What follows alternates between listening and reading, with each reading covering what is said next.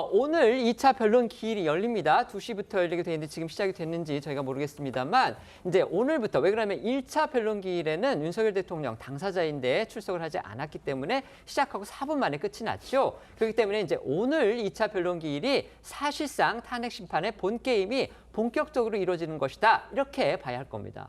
네, 말씀하신 대로 그제 이 첫 변론기일이 당사자인 윤 대통령 불출석으로 이 4분 만에 조기 종료가 된 만큼 이 탄핵을 둘러싼 양측의 본격적인 법리 공방, 오늘부터 본격화할 것으로 보입니다. 윤 대통령은 이 2시부터 열리는 2차 변론 기일에도 출석하지 않았는데요. 어젯밤 윤 대통령 측에서는 이 2차 변론 날짜를 미뤄달라 이렇게 헌재 요청을 했지만 받아들여지지 않았습니다. 2차 기일부터 또 선고까지는 당사자 출석 의무가 없기 때문에 윤 대통령이 이 구금대 출석하지 못해도 심리 자체는 지장이 없습니다. 다만 이제 윤 대통령이 향후 현재 변론 기일에 출석하려고 한다면 이 구속 여부에 따라서 신병을 확보한 수사기관과의 협의 이 부분은 필요할 것으로 보입니다. 윤 대통령 측은 오늘 2차 변론 기일을 앞두고서요. 그제 62쪽 분량의 이제 답변서를 제출을 한 것으로 그렇게 또 확인이 됐습니다. 그런데 여기에 이제 알려진 어떤 내용을 담았는지 이 부분이 언론 보도를 통해 지금 전해지고 있는데요. 특히 이 위헌 논란이 가장 많았던 계엄포고령의 1호와 관련해서 윤 대통령 측이 해명을 내놨는데 이게 지금 여야는 물론이고요. 법조계 안에서도 상당히 비판의 대상이 또 되고 있습니다. 왜 그런지 소개해 주시죠. 네, 계엄포고령 1호는 국회와 지방의회, 이 정당의 활동, 이 정치적 결사, 집회, 시위 등 일체의 정치 활동을 금한다. 이런 내용이 담겨서 그간 위헌, 위법하다는 비판을 받아왔습니다. 비상계엄 선포 시에도 국회의 권한을 제한할 수 없다는 게 법조계의 중론인데요. 이 보도 내용을 종합해 보면 윤 대통령 측은 답변서에서 포고령 1호에 대해 대통령에게 국회 해상권이 있을 당시 예문을 김용현 전 장관이 그대로 베껴온 것이라면서 모든 절차를 평화적으로 신속히 진행하고 국회 해산 결의 시에 종료하려고 했던 것인데 문구의 잘못을 부주의로 간과한 것이라고 설명했다고 합니다. 윤 대통령 측이 포고령 1호에 대해 사실상 실수였다 이렇게 해명하면서 김 전 장관의 책임으로 돌린 셈인데요. 이 내란죄의 구성 요건인 국헌 문란 목적이 없었다는 취지의 해명으로 보입니다. 하지만 이런 해명은 앞서 공개된 김 전 장관의 공소장 내용과는 다른 주장이라 공방이 예상되고 있습니다. 김 전 장관 측에서는 이 포고령 초안 작성을 김 전 장관이 직접 했고 대통령이 이를 검토하고 일부 수정했다 이렇게 설명했기 때문입니다. 관련해서 김 전 장관 측 주장 다시 한번 들어보겠습니다. 김용현 전 장관이 초안을 작성한 사실이 있습니다. 대통령은 이를 검토하고 일부 수정하였습니다.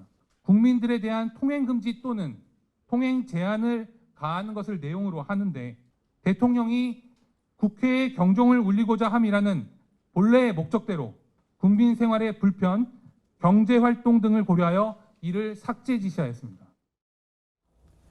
윤 대통령 측이 제출한 2차 답변서에는요, 또 과거 야권에서 제기했던 이른바 청담동 술자리 의혹, 또 방송인 김어준 씨 이름도 거론됐다고 합니다. 비상계엄 선포의 배경, 이거를 주장한 그런 대목에서 이런 얘기가 나왔다고 합니다. 네, 한국일보의 보도인데요. 윤 대통령 측은 2차 답변서에서 이 계엄 선포의 주된 배경으로 야당의 책임을 강하게 제기를 한 것으로 전해졌습니다.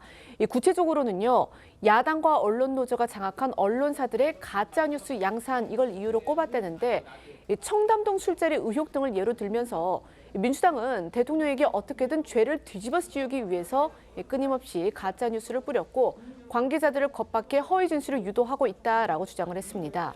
또 국회에서 이 정치인 암살조 의혹을 제기한 방송인 김어준 씨를 언급을 하면서 거대 야당이 극좌 이 유튜버와 함께 가짜뉴스 생산 공장이 됐다라고 주장을 한 것으로도 전해졌는데요.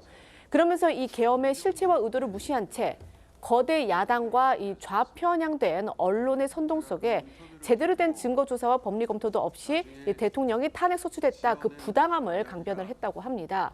윤 대통령 측이 답변서에서 지적한 김어준 씨 발언 그리고 이를 반박한 김선호 국방부 장관 직무대행의 발언 잠시 들어보시겠습니다. 제가 처음 받은 제보는 체포조가 온다가 아니라 암살조가 가동된다였습니다. 체포되어 이송되는 한동훈을 사살한다. 한동훈 대표의 사살은 북한의 소행으로 몰기 용이한 여당 대표이고 저희 입장에서는 정말 터무니없는 주장이거든요. 정보사가 구입한 군복 이것은 정상적인 저희 사업 절차에서 진행됐다라는 것을 수차례 지금 말씀을 드렸고요. 김어준 씨 제보는 저희가 어떻게 확인을 하겠습니까? 그리고 본인이 제보를 했으면 그 정확한 근거를 제시하지 못하고 계시지 않습니까?